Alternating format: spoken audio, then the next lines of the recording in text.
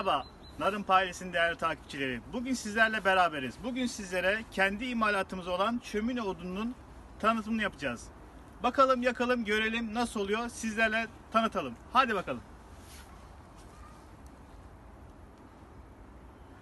Merhaba arkadaşlar.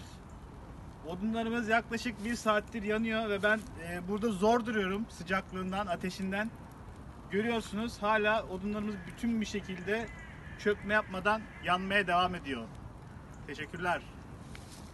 Evet arkadaşlar, bir videonun sonuna daha geldik. Ben niye mi böyle duruyorum? Çünkü hala sıcak, hala yanmaya devam ediyor. Öneri ve görüşlerinizi bekliyoruz. Kanalımıza abone olmayı unutmayın. Teşekkürler.